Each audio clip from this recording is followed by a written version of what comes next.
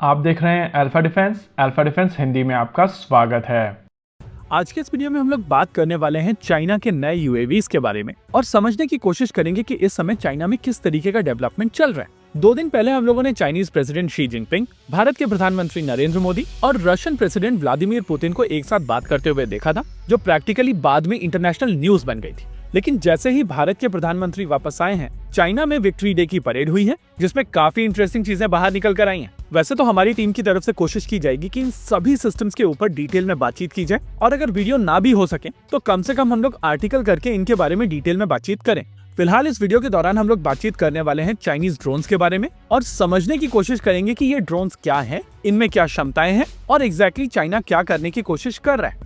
सबसे पहले बात करते हैं इस यूएवी के बारे में, जिसको आपकी स्क्रीन के ऊपर रेड एरो से मार्क किया गया है। ये एक यूसीएवी है जिसमें स्टेल्थ फ्लाइंग विंग डिजाइन का प्रयोग किया गया है, और अगर आप इसमें यूज होने वाले इंजन को ध्यान से देखेंगे तो इसमें मोस्ट लाइकली AL-41 के चाइनीज काउंटर पार्ट का प्रयोग किया गया है, और उस हिसाब से ये 20 से 25 टन कैटेगरी का यूसीएवी है, जैसा कि सुखोई S-70 है। इस यूसीएवी के तुरंत पीछे एक दूसरा यूएवी है जो मोस्ट लाइकली एक हेल है, यानी कि high altitude long endurance drone. देखिए, मेल और हेल के बीच में ऐसी कोई सॉलिड क्लासिफिकेशन नहीं है, लेकिन भारत में ऐसे यूएवीज को हेल कहा जाता है जिसमें टर्बो प्रॉप इंजन का प्रयोग किया जाता है, और इस यूएवी में most likely turbo prop engine का प्रयोग किया गया है। लुक और फील के साथ में मोस्ट लाइकली एक प्रेडेटर कैटेगरी का यूएवी है, और इसके ऊपर मौजूद वेपन सिस्टम्स को आप यहाँ पर साफ देख सकते हैं। इससे पहले भी इस कैटेगरी के यूएवीज चाइना बना चुका है, और मोस्ट लाइकली ये यूएवी और ज्यादा रिफाइंड डिजाइन है जो कंपैरेटिवली ज्यादा वेपन लोड कैरी करने में सक्षम होगा। फिलहाल के लिए हम लोगों को ये आइडिया नहीं है कि इसकी एंड्योरेंस और एल्टीट्यूड कितनी होने वाली है, लेकिन इस चीज को लेकर हम लोग अश्योर्ड रह सकते हैं कि ये चाइनीज फोर्सेस के साथ में इंडक्ट तो हो जाएगा। देखिए, चाइना की अप्रोच हमेशा से सीधी रही है कि सिस्टम पहले बनाइए,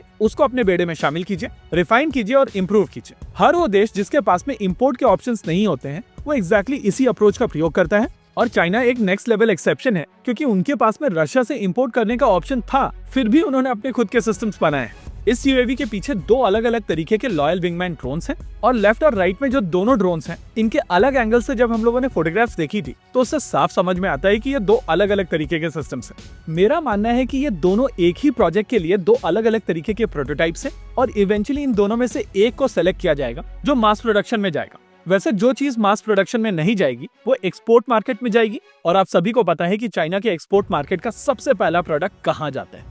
इन लॉयल विंगमैन ड्रोन्स के पीछे फिर से लॉयल विंगमैन ड्रोन्स हैं जो कंपैरेटिवली बड़े हैं, यानी कि ये लॉयल विंगमैन ड्रोन्स ज्यादा बड़े पेलोड कैरी कर पाएंगे, और मोस्ट लाइकली इस समय चाइना 2 स्टेज वाला लॉयल विंगमैन ड्रोन प्रोग्राम चला रहा है, यानी कि मैन फाइटर, उसके आगे बड़े ड्रोन्स और उसके आगे छोटे ड्रोन्स। इनके पीछे अगर आप देखेंगे तो 4 अलग अलग ट्रक्स के ऊपर अनमैन्ड हेलीकॉप्टर्स रखे गए हैं, और ये बेसिकली रोटेटरी यूएवीज हैं जो लैंड बेस्ड एप्लीकेशंस के साथ साथ सी बेस्ड एप्लीकेशंस में भी यूज किए जाएंगे। वैसे अगर आप भारत के साथ चीजों को कंपेयर करेंगे तो आपको समझ में आएगा कि इन सभी कैटेगरी में भारत के अपने खुद के प्रोग्राम भी मौजूद हैं, लेकिन जिस तरीके की फंडिंग हम अपने प्रोग्राम्स को देते आए हैं उसके साथ में आपको उतनी तेजी से रिजल्ट्स नहीं मिलेंगे। वैसे एक बेसिक मैनेजमेंट प्रिंसिपल है जो अभी आप अपनी स्क्रीन के ऊपर देख रहे हैं, और इसके हिसाब से अगर आपको चीजों को जल्दी करना है तो आपको कॉस्ट बढ़ानी पड़ेगी और स्कोप के साथ में थोड़ा कॉम्प्रोमाइज करना पड़ेगा। अनफॉर्चुनेटली ये प्रिंसिपल जितना आसान दिखता है उतना है नहीं, और वही देश अपने खुद के प्रोडक्ट्स बना पाते हैं जो इसको समझ पाते हैं।